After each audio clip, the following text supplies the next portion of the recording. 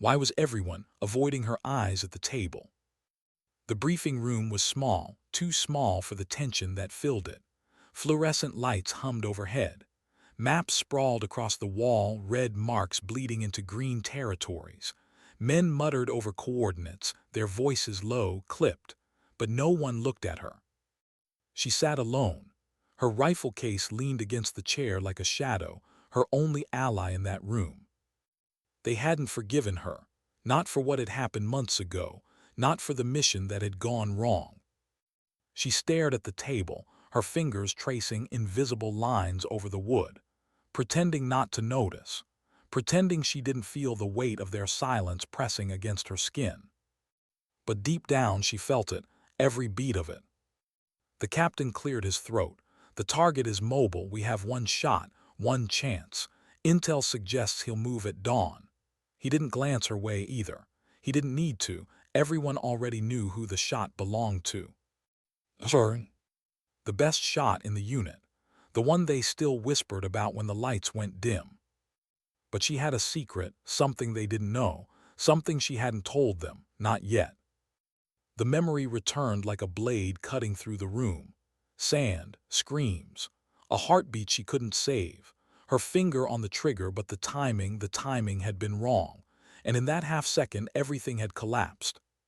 She clenched her jaw, steadying her breath. That wasn't today. This was a new mission, a new chance, but scars don't vanish. They stay, quiet, deep. When the briefing ended, the others stood. Papers shuffled. Boots echoed against concrete. She remained seated, waiting for them to leave first. She had grown used to being the last one out. "Sniper," the captain finally addressed her, though his eyes didn't meet hers. "Don't miss." She didn't answer. Words weren't necessary. She walked out into the desert night. The air was heavy with dust. A faint wind brushed past, carrying voices of distant prayer from the village beyond the wire. She inhaled slowly, letting the silence settle. Her quarters were plain. A cot, a desk, a photo pinned to the wall, her and her brother, back when life was simple, back when war was something other people fought. She touched the corner of the photo. He had enlisted first. He had believed in honor, in service, in protecting something greater. She had followed, not out of patriotism, but out of love. He never came back. And though no one spoke it aloud, she carried his ghost with every mission. Tonight was no different. She unpacked her rifle. Piece by piece, the weapon came alive in her hands, metal against skin. Cold, precise, familiar. She cleaned it slowly, almost tenderly, each motion a ritual. Her hands didn't tremble anymore. They used to, after that mission, after the loss. But now the tremor had turned inward, buried deeper where no one could see. She whispered under her breath, a voice too soft for anyone but herself. "One shot, just one." At dawn, the convoy moved. Dust rose behind the armored vehicles, curling like ghosts.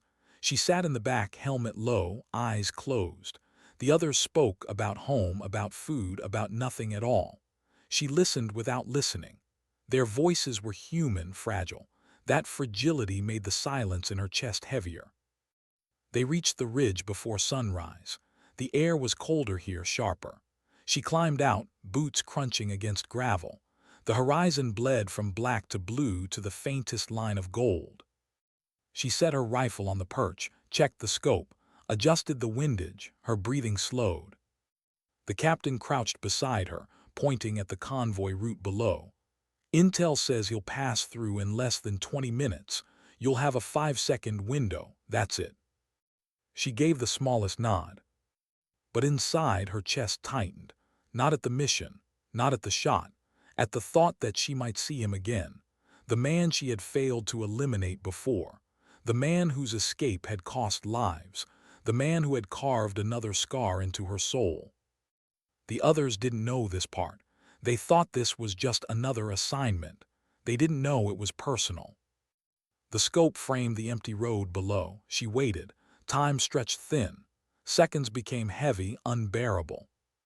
Then movement, dust trails in the distance, engines, the convoy. Her finger brushed the trigger guard. Her breath synced with the rhythm she had trained for years to perfect. Slow, steady, invisible. Through the glass figures moved, guards, escorts, and then him. The face she had memorized, the face from the dossier, from her nightmares. She centered him in the crosshairs. But then something flickered in her vision, a blur, a movement on the periphery. A child. She blinked, adjusted. A boy running along the edge of the road, chasing the convoy with reckless innocence. His laughter cut through the silence like shrapnel. Her breath caught. The target was there, perfect shot, one squeeze. But the boy. Her finger hovered, the world narrowed. "Take it," the captain hissed. She froze, memories surged. Another mission, another civilian, another mistake. Her scars burned. 1 second, 2. The boy stumbled, falling into the dust. The convoy passed. The target vanished into cover. Opportunity lost. Silence. Her heart pounded. The captain's curse filled the air. The others shouted, but she didn't move, didn't explain, didn't defend herself. Because deep inside she knew the truth. She hadn't missed, she had chosen. And choices had consequences. Back at base the storm hit, words thrown like knives, failure, liability, unfit. She listened expressionless. She didn't argue, didn't fight back. She simply sat, her silence a shield. But later, alone in her quarters, she pressed her forehead against the cold wall. The photo of her brother stared back at her. His smile, his belief in her, burned deeper than any accusation. "Would you have taken it?" she whispered to the photo. Her voice cracked. No answer came, only the sound of wind scraping against the tin roof. She closed her eyes, saw the boy's face again, the dust on his knees, his laughter. And beneath it, a question she couldn't shake. Had she spared a life or doomed countless others? The line between strength and weakness blurred, between redemption and failure, between duty and humanity. And though no one else knew it yet, this was only the beginning.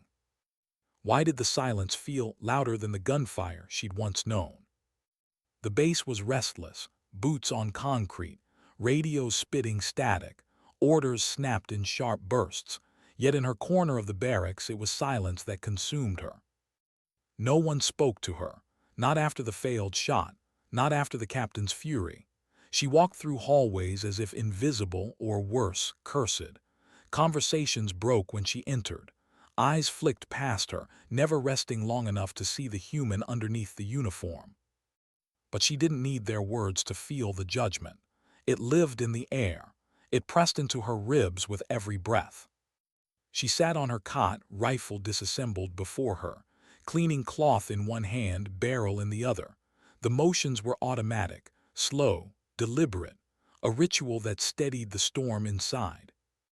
Her brother's photo watched from the wall, his smile unchanging, untouched by war. She whispered to it sometimes. Questions no one else could hear, pleas no one else would understand. "You would have taken the shot," she murmured, "wouldn't you?" But the silence answered, as it always did. A knock rattled the door, short, sharp, she didn't move. It opened anyway. Sergeant Cole stepped in, his broad frame filling the doorway. He was older than most, hair already streaked with gray, lines carved deep into his weathered face. Unlike the others, he didn't look at her with contempt, but neither did he look with kindness. His eyes were tired, cautious. "You've got company," he said flatly. She frowned. "Who?" Cole didn't answer. He stepped aside, and into the room walked someone she hadn't expected to see again. A man in civilian clothes, clean-shaven, crisp posture, the kind of presence that carried authority without needing insignia. Intelligence. Her chest tightened. He nodded once, polite but cold. "Mind if we talk?" She didn't invite him, didn't need to. He sat across from her, studying the disassembled rifle as if it told him everything he needed to know. "You had the shot," he said finally. No accusation in his tone, just fact. Her jaw tensed. "I had a child in the crossfire." And because of that child, the target is still alive. He leaned back slightly. Do you understand the cost? She didn't respond. The man's eyes narrowed. You know who he is. You know what he's done. You know how many more he will kill before this is over. She met his gaze, steady, unflinching. And you know what it means to pull that trigger when a civilian is in the glass. A pause, a flicker of something in his expression, not empathy but calculation. You carry ghosts, he said softly. That much is clear, but the mission doesn't end because of them. He leaned forward, lowering his voice. There's something you should know, something they haven't told the others. Her heartbeat quickened. The target, he said. The one you failed to eliminate last time, he was connected to the ambush. Her breath caught. What ambush? The man's eyes didn't waver. The one your brother never came home from. Her chest hollowed. Words vanished. The rifle pieces blurred before her eyes. He continued, calm, precise. Your brother's unit was compromised. Intel leaked. That convoy was hit because someone betrayed their route. And the man you had in your sights, the one who escaped today, he was part of it. Her hands went still, cloth frozen against steel. The photo on the wall seemed to burn. Her brother's smile cut deep. She forced her voice steady. Why are you telling me this? Because this isn't just another mission for you. It never was. This is personal. And when it comes down to it, he stood, straightening his jacket. Personal has a way of deciding where the bullet lands. He left without waiting for her reply. The door closed. Silence returned. But it wasn't the same silence as before.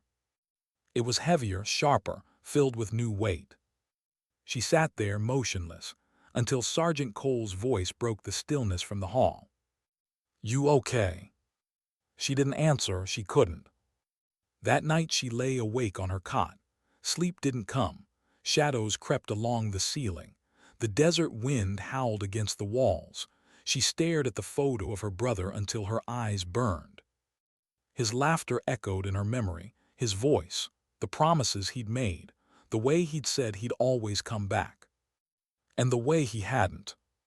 She turned on her side, clutching the pillow, her body curled tight as if trying to protect something already gone. Tears pressed against her lashes, but she didn't let them fall. Not here, not where walls had ears. The next morning, orders came down. A second chance, a new intercept. The target would be moving again, this time deeper into contested ground, higher risk, fewer guarantees. The unit gathered by the vehicles, gearing up, armor, ammo, nervous laughter that didn't quite mask the fear. She adjusted her scope, the metal cool beneath her gloves. The captain avoided her eyes again, but his words were sharp. This time, no hesitation, no mistakes. She didn't argue, didn't promise. She simply checked her weapon, her silence louder than any vow. The ride was long. Rough terrain jolted the convoy. Dust poured through the cracks, choking the air. She sat between Cole and another young soldier, barely 20, face too fresh for the lines of war. He clutched his rifle too tightly, knuckles white. Nervous, Cole asked him. The kid swallowed hard. First op outside the wire, sir. Cole gave a faint smile. Don't think about the fight, think about your breathing, one breath at a time. The kid nodded, though fear still sat in his eyes. She watched in silence, watched the way Cole's words carried weight, not rehearsed, not official, human. For a moment she envied it, the way others trusted him, the way his presence steadied them. She wondered if she would ever be that for anyone. The convoy stopped near a ruined village. Mud walls crumbled under sun and time, windows shattered, silence heavy. She moved into position, climbing the broken remains of a collapsed roof. From here, she could see the road where the target was expected to pass. The horizon stretched endless, heat shimmered in the distance. She settled the rifle, cheek pressed to the stock, scope aligned, breath steady. And again, the waiting. The endless waiting that gnawed at nerves and sharpened every thought into blades. Her mind drifted to her brother, to the revelation, to the truth that her mission wasn't just duty anymore, it was vengeance. But vengeance was a poison. She knew it, felt it. The question was whether she could drink it and still hold steady hands. Engines, dust. The convoy appeared, guards armed, the target hidden inside. Her scope tracked movement, heartbeat slowed, the world shrank to the glass. Target confirmed, Cole's voice crackled through comms. She inhaled, exhaled. Her finger found the trigger. And then movement again. Not a child this time, not innocence. But a woman, headscarf trailing in the wind, running toward the road, arms outstretched, shouting words too faint to hear. Her body froze. Civilian again. The crosshairs danced between target and woman. Her breath caught. The decision carved itself into her chest. Take it, the captain barked. Her brother's photo flashed in her mind. His smile, his death. The woman's scream echoed across the road. Her finger tightened. And in that single, suspended second, she knew, whichever choice she made, it would scar her again. What do you do when every choice feels like betrayal? Her finger trembled against the trigger, not from fear, not from doubt, but from the weight of knowing that no matter which way the bullet flew, it would carve another scar into her soul. Through the scope the world narrowed, the target face shadowed in the armored vehicle, the woman, arms flailing, voice torn by the wind, sprinting into the path. One squeeze and the mission would be complete, justice or vengeance or both. But the woman who didn't know, she was standing in the glass of a sniper's scope. Her heartbeat slammed against her ribs.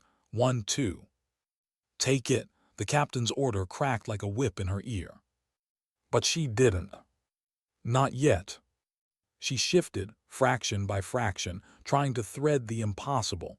A shot past the woman, into the sliver of space where the target's head tilted near the window. Breath in, hold, release. The rifle kicked. The sound was swallowed by distance. A crack, sharp, final. Through the scope, chaos. The window shattered, the vehicle lurched. Guards scrambled, weapons raised, dust exploded into the air.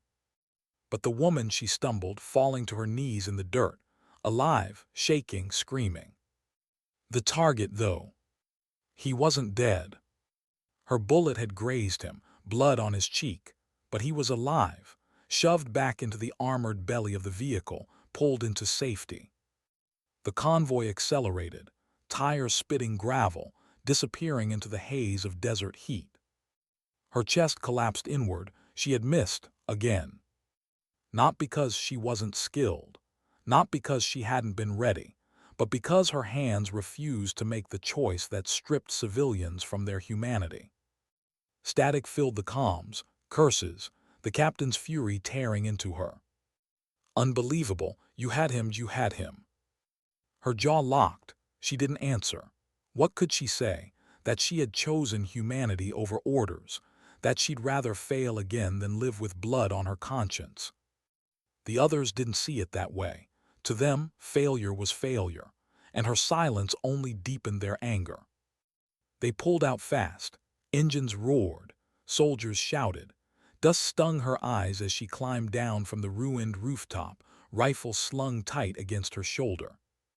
Cole's gaze met hers briefly. Not judgment, not approval, just something quieter, sadder, as if he understood that war had no right answers, only prices. Back at base, the storm returned. The captain slammed his fist against the table, maps scattering like broken glass. His voice cut like steel. Twice we've given you the chance. Twice you failed. Tell me why you're even here. Her lips parted, no words came. Because the truth was tangled. Because she couldn't tell them what the intelligence officer had revealed. Couldn't tell them this was about her brother, about ghosts, about wounds that never closed. So she stayed silent. The silence made her guilty in their eyes. The captain leaned close, eyes blazing. You get one more chance. One. If you fail again, you're done. Out. You'll never carry this rifle in the field again." Her chest tightened. The rifle wasn't just steel and optics. It was all she had left, the only way she knew to carry her brother's memory, to make sense of his death. She nodded once, sharp, a vow she wasn't sure she could keep. When the meeting ended, she slipped away, past the barracks, past the noise, into the desert night. The stars stretched endless above her, the kind of sky that mocked human struggles with its vast indifference.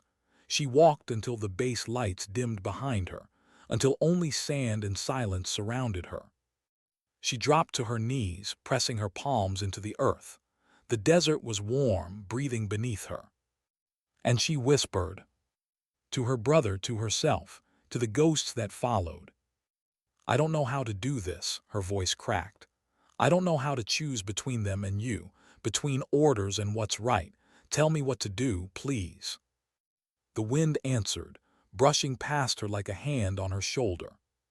But no voice came, no clarity, only the hollow ache of being alone with choices no one else could understand. By dawn she returned to the base, hollow-eyed, shoulders heavy. Cole was waiting by the vehicles. "You didn't sleep," he said quietly. She didn't answer. He studied her, expression unreadable. Then he said, "You ever think about walking away?" She looked at him sharply. He shrugged. "I do, more than I admit. My little girl's 6. Every time I see her face, I wonder if this uniform is worth it, if being here means missing the only moments that matter." Her throat tightened. She hadn't known that about him, hadn't thought of him as a father, just as a soldier. "Why stay?" she asked. Cole's eyes darkened. "Because if I don't, someone else's little girl might never grow up." The words sat heavy between them. And she realized then they all carried ghosts. They just wore them differently. Orders came down at midday. Intel traced the target to a safe house in the mountains, remote, guarded, dangerous. The captain gathered the unit. His voice was sharp, clipped. "We move tonight, infiltration only, no air support, this is our shot." His eyes, cut to her, pointed. "And you don't miss." No one laughed. The weight was too heavy. She checked her rifle again, each motion mechanical. Bolt, barrel, scope, ammunition. But her hands weren't steady. Inside, the question gnawed. Could she pull the trigger if the shot demanded sacrifice again? Could she silence the part of herself that still saw humanity in the glass? The convoy rolled out at dusk, shadows long against the fading light. The mountains rose ahead, jagged teeth against the sky. The safe house waited in the dark. And with every mile closer, her chest grew tighter. This wasn't just another mission. This was the thread that tied everything together, her brother's death, her failures, her scars. But what she didn't know, what none of them knew, was that the mountains didn't just hold an enemy. They held an answer. One that would break her or make her unyielding. Why did the mountains feel alive that night? The convoy stopped at the edge of the foothills. Engines cut. The silence that followed wasn't peace, it was anticipation, heavy and watchful, as if the earth itself was holding its breath. Darkness cloaked the jagged peaks. Thin air bit against skin. Every sound, the crunch of boots on gravel, the click of gear, echoed too loud. She shouldered her rifle, eyes scanning the ridges. The moonlight bled silver across the rocks, carving shadows that could hide anything. Enemies, ghosts, herself. The captain's voice whispered through comms. "We go in low, no lights. Safe house is less than 2 clicks out. Sniper, you're overwatch, don't let us walk blind." She gave no reply, just moved. The climb was brutal. Loose stones shifting beneath boots, sharp edges biting through gloves, sweat mixed with dust. Breath turned ragged in the thin air. The unit moved in silence, each man a shadow stretched thin against the mountain. She pushed forward, her body steady though her chest burned. Pain didn't matter. The rifle on her back was all that mattered.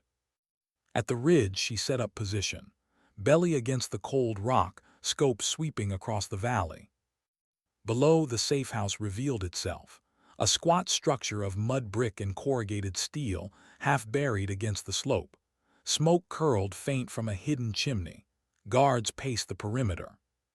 Through the glass, she saw more details others couldn't. A flicker of movement in the second window, a glint of metal on a rooftop, the subtle shift of a man adjusting his grip on a rifle. She whispered into comms, 2 on the roof, 3 at the door, 1 window left side. The captain's response was clipped, copy.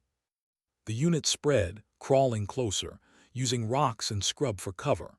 Every second stretched taut, the kind that frayed nerves and made hearts pound louder than gunfire. Through her scope she found faces, ordinary faces, men hardened by war but still human, a nervous blink, a bored yawn, a hand tapping against a rifle like a drumbeat to pass the time. It struck her how war turned everyone into silhouettes in glass, how easy it was to forget they were people, how hard it was not to. Her breath slowed. She tracked the perimeter, waiting for the opening. Then movement.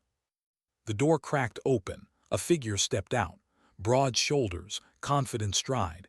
Even in the dim light, the profile was unmistakable. Him. The target. Her heart stuttered.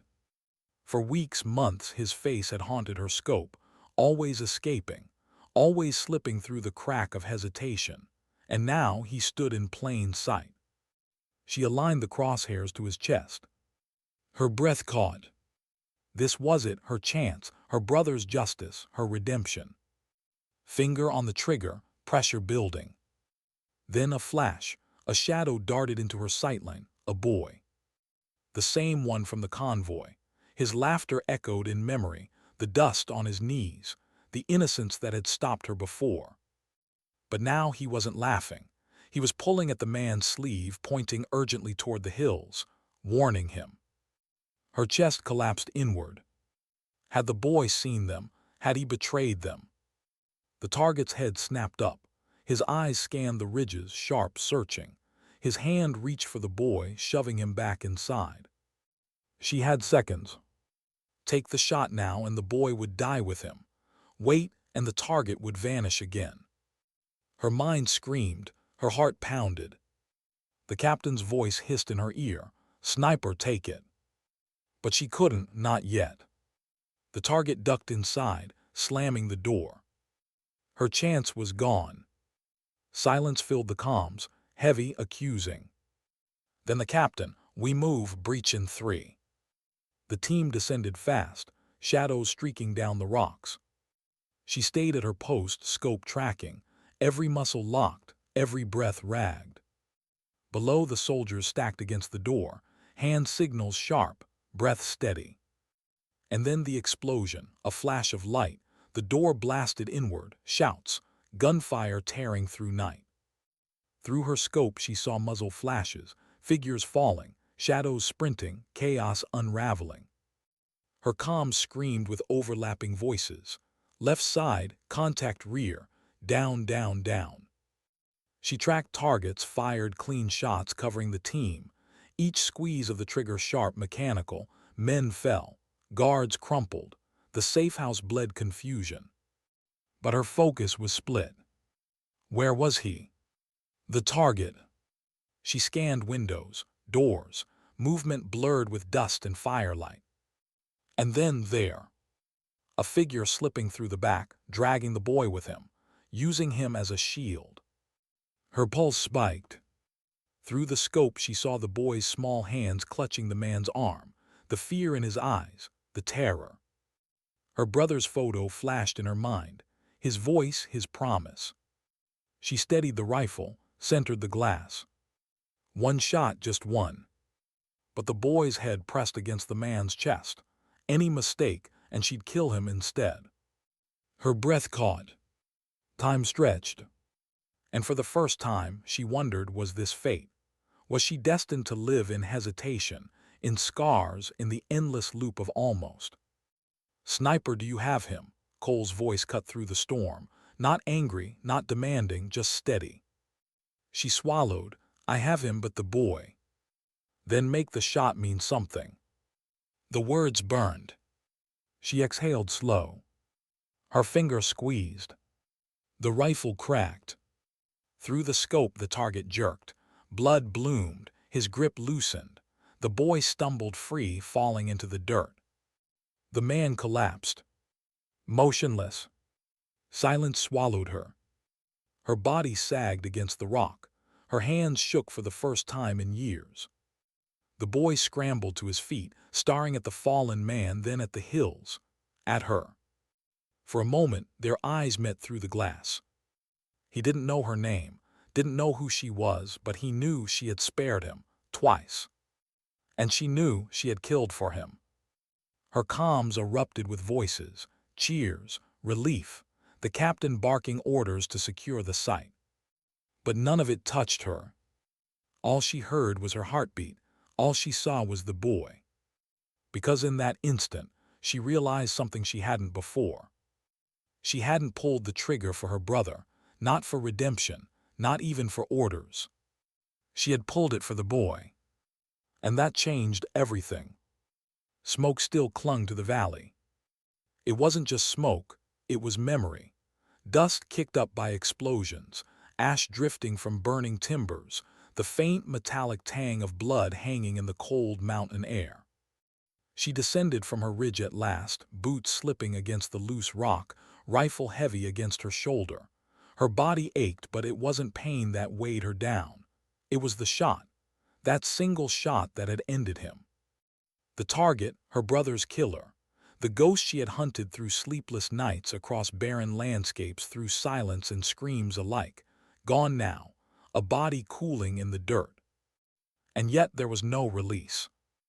The others met her near the safe house, shadows illuminated by flickering flames. Some were checking weapons, others dragging enemy bodies into a pile. The captain barked orders in his calm, unshakable way, directing the controlled chaos like an orchestra of violence. Cole saw her first, his face streaked with grime, helmet pushed back, eyes searching hers. "You did it," he said, not celebration, not accusation, just a simple truth. Her lips parted, but no sound came. "Did I?"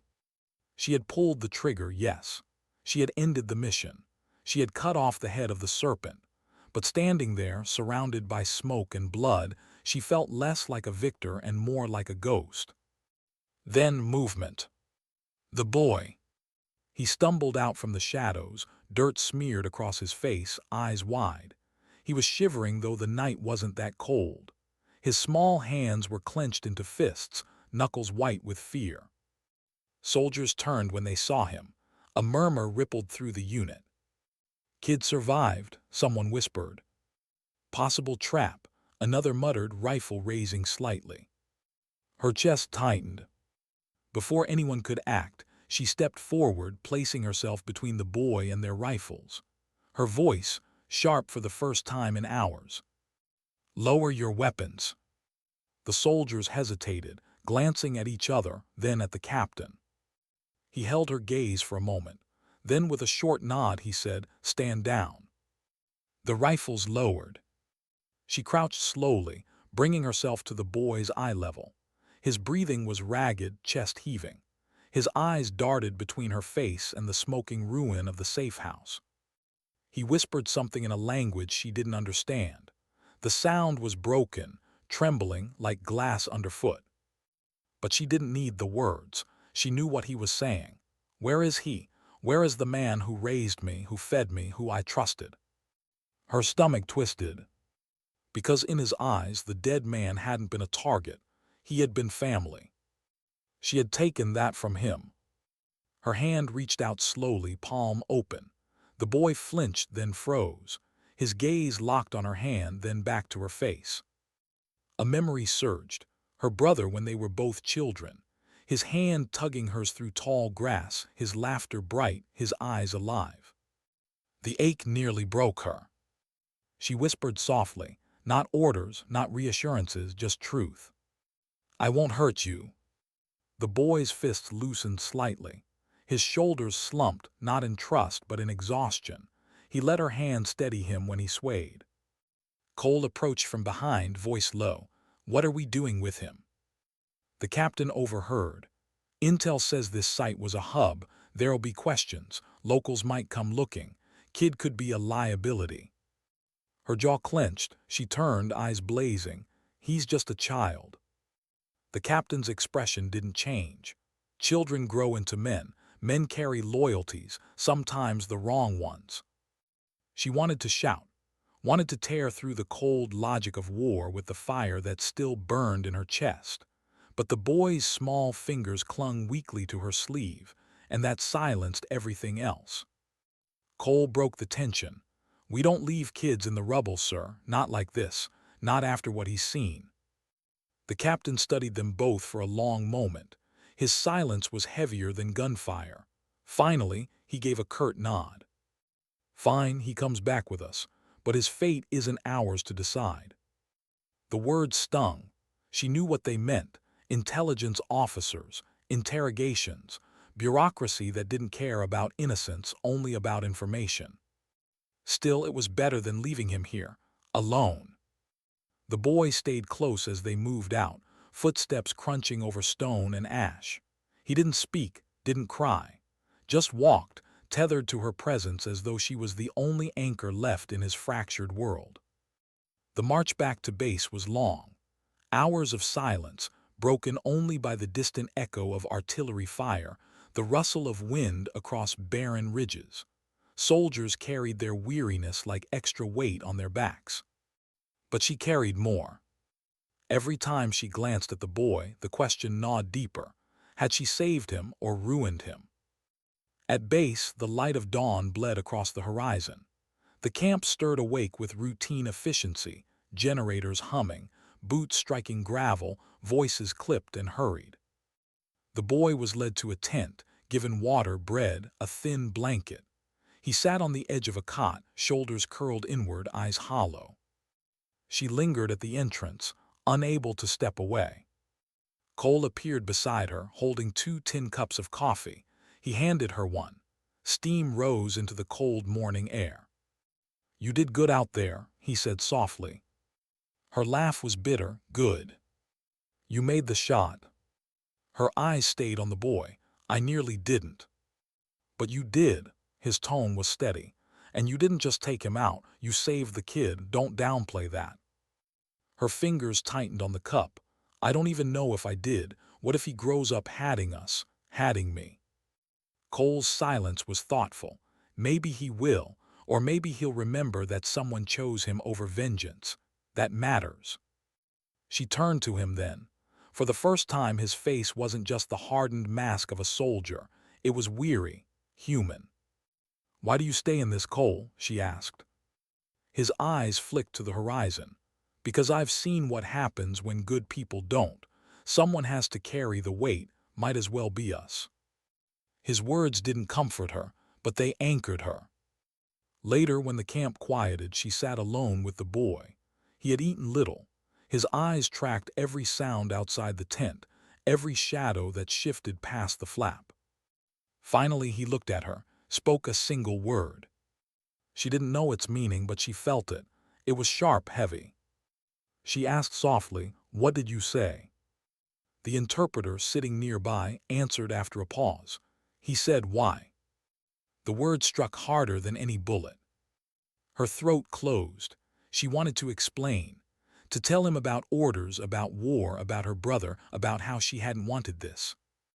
But she couldn't, because none of it would mean anything to a child who had just lost the only person he trusted. So she just said the only thing that mattered. "I'm sorry." The boy's eyes didn't soften, but he didn't look away. And in that silence, she realized, this war wasn't about battles or borders. It was about moments like this. Broken people staring at each other across divides that could never be closed, trying to find something human in the wreckage. And she wondered, for the first time, if winning was even possible.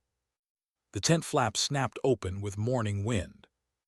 2 men entered, not soldiers, not the kind who slept in dirt or carried rifles that jammed in the rain. Their uniforms were pressed, clean. One wore wire-rimmed glasses, the other had a file tucked under his arm. They looked more like accountants than warriors. And yet the entire tent stiffened when they arrived. Intelligence. The boy shrank against the cot. His small hands gripped the blanket, eyes darting toward her as if she were the only thing holding the world together. One of the men adjusted his glasses. This the child. The interpreter nodded. Yes, sir. The man with the file set it down, flipping pages with neat, deliberate fingers. His tone was clipped, clinical. Bring him. Something inside her tightened. The captain, who had appeared behind them, motioned to two guards. Escort the boy. Her chest burned. She stepped forward before she could stop herself. Where are you taking him? The man with the glasses looked up at her, his expression flat. That's classified. Her jaw clenched. He's just a child. A child with access to information, who lived under the roof of a man responsible for hundreds of deaths. We don't overlook variables like that. The boy whimpered. The sound was so soft, so fragile, it cut through the tent like broken glass. She knelt, bringing her face level with his. His breath was quick, panicked. She whispered, "It's okay, you're safe." But even as she said it, she knew the words were lies. The guards pulled him to his feet. He resisted weakly, then glanced back at her. His eyes were wide, desperate, asking a question she couldn't answer. Why aren't you stopping this? Her fingers itched toward her rifle. For a heartbeat, she pictured it, raising the weapon, standing between him and the door, a single line drawn in the sand. But the image vanished just as quickly. Because she knew how it would end, not with saving him, but with both of them broken. The boy was led away. His small frame disappeared into the bright morning outside the tent. The man with the file closed his folder, almost satisfied. Your job is done, he said, eyes briefly flicking to her. Ours begins now. Then they were gone. Silence hung heavy. Cole's voice broke it, low, rough. I don't like this. Neither did she. Hours later, she found herself staring at the firing range. Soldiers cycled through drills, rifles cracking in sharp rhythm. The world kept moving, efficient, merciless. But her thoughts were back in that tent, back with the boy. Cole joined her, leaning against the sandbags, chewing on a toothpick like it was the only thing keeping him calm. You're thinking about him, he said. She didn't answer. You can't carry it all, he went on. Kids get caught in this, always have, always will, doesn't mean it's right, but it's the world we're in. Her hands tightened on the railing. That's not good enough. He studied her for a long moment, his voice softened. So what are you going to do? The question lodged in her chest. She didn't know, not yet. Night fell. The base quieted, generators humming like distant thunder. She couldn't sleep, not with the boy's eyes haunting her. So she went looking. The intelligence wing was on the far side of camp, lit harshly under floodlights. The air smelled faintly of oil and dust. She moved quietly, hood pulled low, boots soft against gravel. She knew the patrol patterns, knew when the guards' focus would drift. At the edge of a chain-link fence, she paused. Through a gap in the fabric cover, she saw him. The boy sat in a makeshift cell, nothing more than a tent lined with wire mesh. He was alone on a cot, knees pulled to his chest, eyes glassy with exhaustion. A tray of untouched food sat beside him. She pressed her hand to the fence, fingers curling around the cold metal. He looked up, their eyes met. For a moment the world fell silent. Then his lips moved, a whisper inaudible through the barrier, but she understood anyway. Help me. Her breath shook. Bootsteps echoed. She pulled back, blending into shadow as two intelligence officers approached. Their voices carried. HQ wants him transferred by sunrise, one said. Where? Black site off the books, you know the drill. Her stomach dropped. Black site, she had heard the stories. A place where answers were carved out with silence and fear. a place no child should ever see. Her hand tightened around her rifle strap. Her pulse pounded in her ears. She stepped back into darkness, away from the fence, heart hammering. Back in her quarters, she sat on her bunk, rifle across her lap. The walls felt like they were closing in. Her brother's face flickered in memory, his laugh, his stubbornness, his last moments. And then the boy's face, lost, afraid, alone. The two images blurred until she couldn't separate them. She whispered into the empty room, "What am I doing?" But the silence gave no answer. At dawn, the convoy was ready. A single armored vehicle idled near the gate. The boy was escorted out, wrists bound loosely with nylon cuffs. His eyes searched the crowd, found her. She froze where she stood, among the soldiers gathered for morning drills. The captain's voice barked orders nearby. The intelligence officers spoke into radios, calm, efficient. Everything was proceeding like clockwork. The boy was lifted into the vehicle.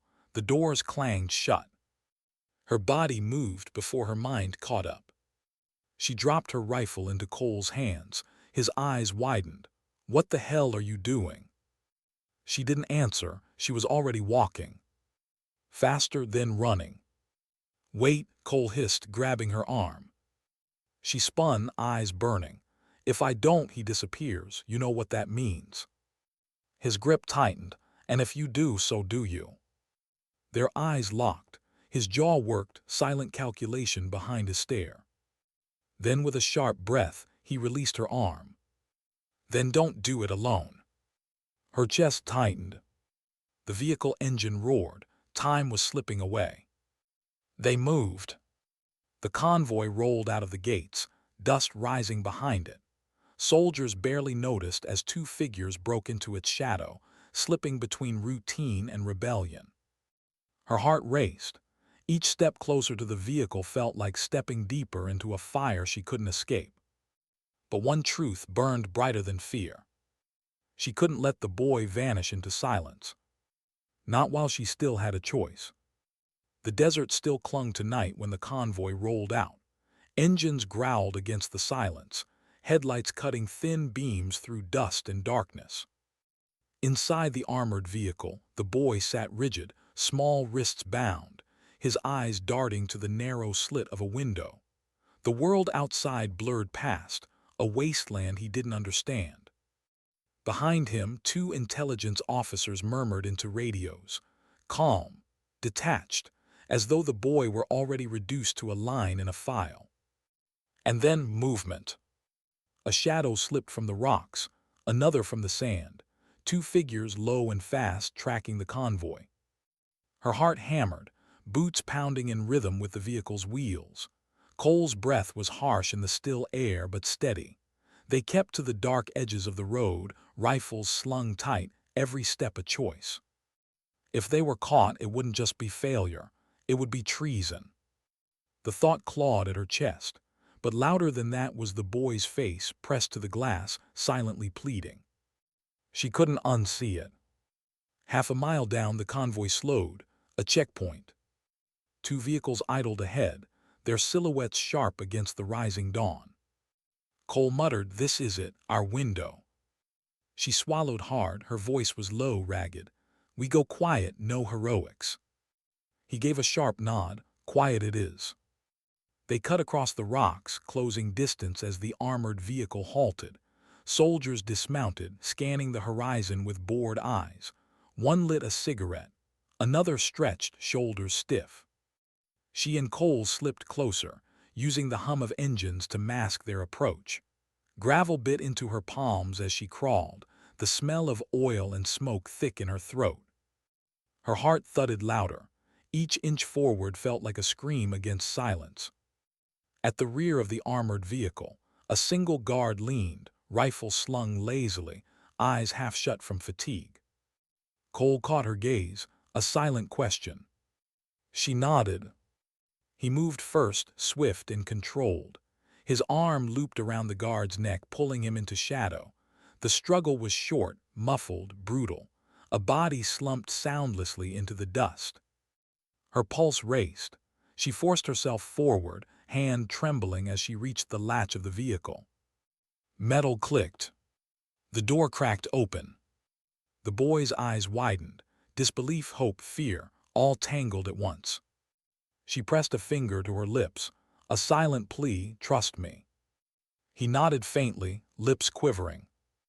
But before she could lift him out, a voice rang sharp. "Hey!" A soldier. His rifle swung up. Her breath caught. Cole was faster. A single suppressed shot dropped the man where he stood. The crack barely carried, lost under idling engines. But it was enough. Shouts erupted near the checkpoint. Boots slammed against gravel. Radios crackled. She yanked the boy from the vehicle, clutching him close, his small frame shaking against her chest. "Run!" Cole barked. They sprinted, weaving into the rocks. Bullets tore the air behind them, sharp cracks splitting dawn. The boy's sobs were silent, his face buried in her shoulder. She pushed harder, lungs burning, boots scraping stone. Cole's voice was tight, urgent. "Left ridge, go." They climbed. Dust filled her throat, rocks slicing her palms. Behind them, soldiers scrambled, shouts echoing across the valley. A shot sparked off stone inches from her head. She flinched, nearly slipped, but Cole's hand shoved her upward, steadying her. The ridge crested. Wind whipped across the top, carrying the stink of fuel and gunpowder. She dropped to her knees, pulling the boy down, shielding him with her body. Cole slid in beside her, rifle snapping up, eyes scanning the chaos below. Soldiers swarmed the road, headlights sweeping, voices sharp.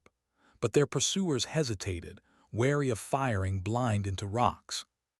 For the first time, silence bought them seconds. Her chest heaved. She looked at the boy, his face streaked with dust, eyes wide, terrified, but alive. "Alive," she whispered, voice breaking, "I've got you." He didn't understand the words, but he clung to her shirt, fists trembling. Cole spat dust, voice sharp. "They'll regroup, we can't stay." Her mind raced. Options were thin, deadly.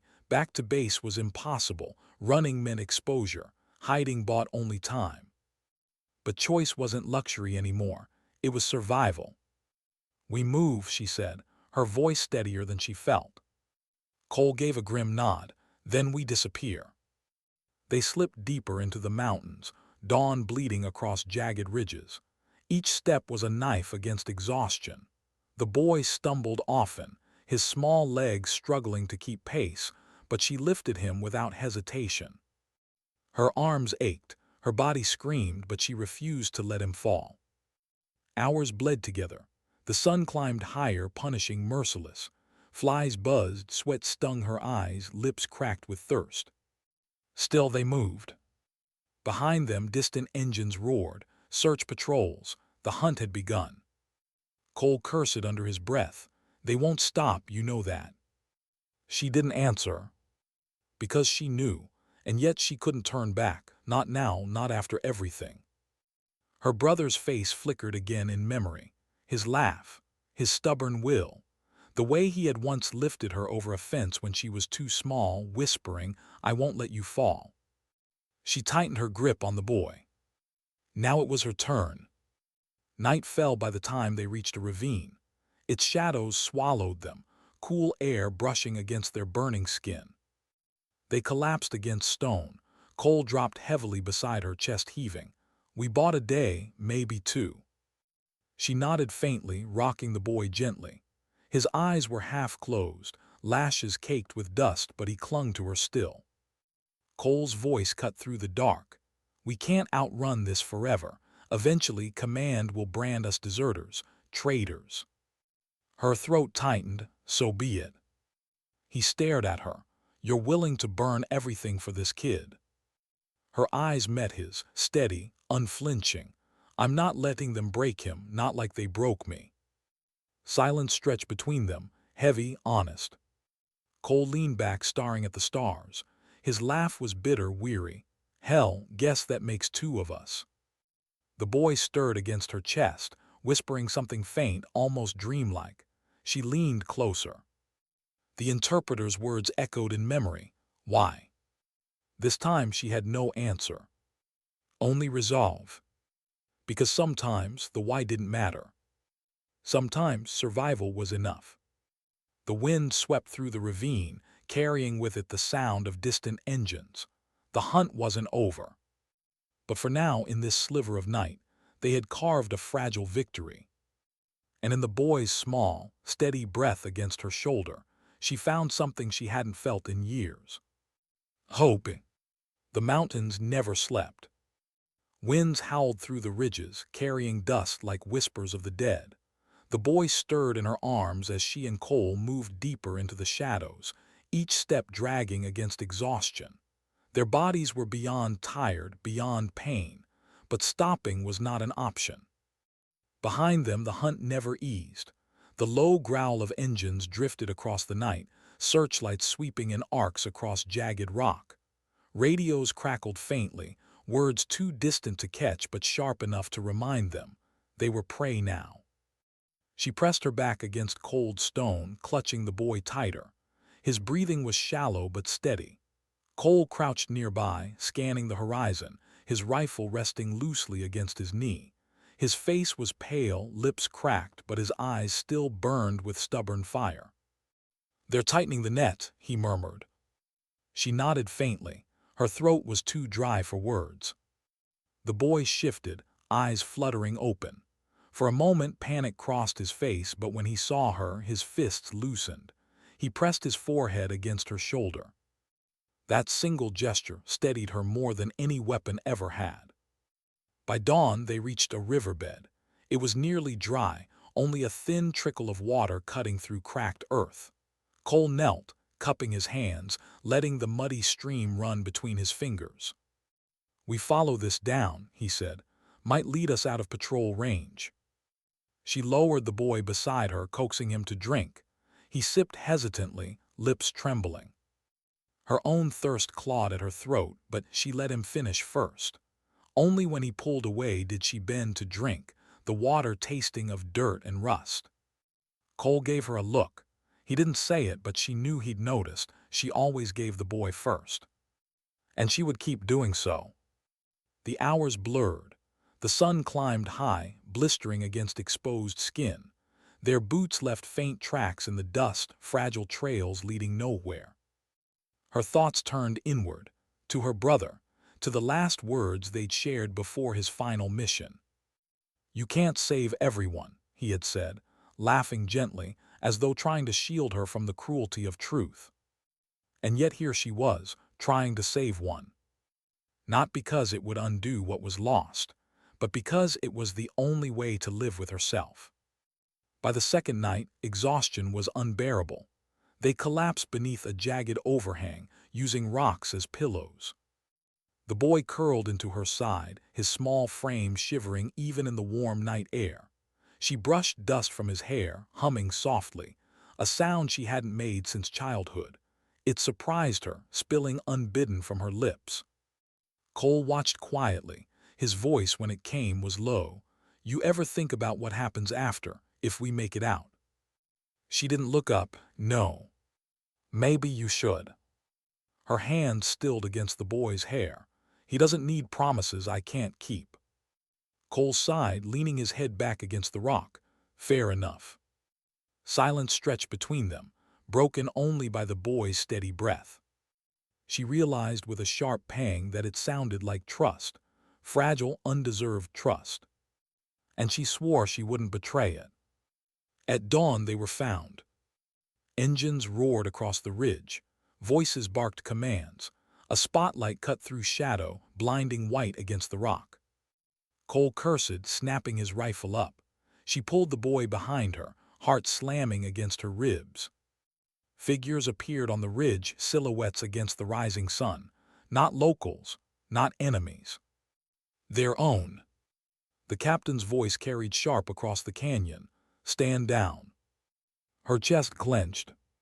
Cole muttered, "Of course it's him." Soldiers fanned out, rifles raised. The captain stepped forward, his expression carved from stone. "You've gone too far," he called out. She tightened her grip on the boy. He's just a child. The captain's jaw tightened. That child was property of intelligence. You've compromised missions, endangered lives. Hand him over.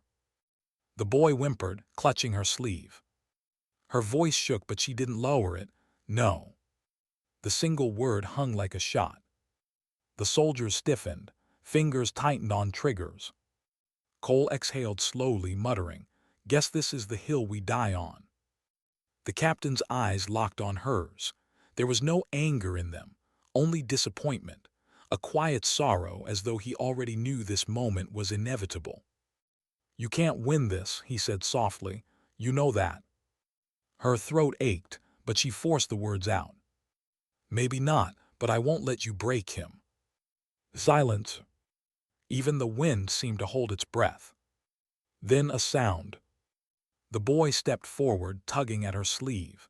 He looked at the soldiers, then at her. His voice trembled, but he spoke. A single word, the same one he had whispered before. "Why?" The question tore through her, through all of them. Even the soldiers shifted, uneasy, because they had no answer either. The captain's eyes softened for just a moment, enough for her to see the man beneath the uniform, tired and worn. Finally, he lifted a hand. His voice was steady. "Stand down." Gasps rippled, but the rifles lowered. She froze, disbelief tightening her chest. The captain stepped closer, his expression unreadable. He looked at the boy, then at her. "Go," he said. Her breath caught. "What?" "You heard me," his tone sharpened, "before I change my mind." Cole didn't wait. He grabbed her arm, pulling her toward the ravine. "Move." She stumbled after him, the boy in her arms, heart racing. Behind them, the soldiers didn't follow. And for the first time in weeks, she felt air in her lungs again. Days later, they crossed the border. It wasn't triumph, it wasn't freedom, just a fragile reprieve. The boy was placed in the hands of aid workers, people who promised safety, shelter, and care. He clung to her until the last moment, his fists refusing to let go. She bent low, whispering into his ear, "You'll be okay, you're stronger than you know." He pulled back just enough to meet her eyes. There were no words, only silence, but it was enough. Then he was gone. That night she sat alone on a ridge, the wind cool against her skin. Cole sat a few yards away, silent, respectful of her solitude. She stared at the stars, brighter here than anywhere else, and thought of her brother. For the first time in years, the weight of grief didn't crush her. It still hurt, it always would, but it felt different now. Because in saving the boy, she had saved a part of herself. And maybe that was enough. She whispered softly, almost to the night itself. "Sometimes dignity doesn't speak, it simply acts." The wind carried her words away. And silence followed, a silence that wasn't empty but whole. A silence that lingered,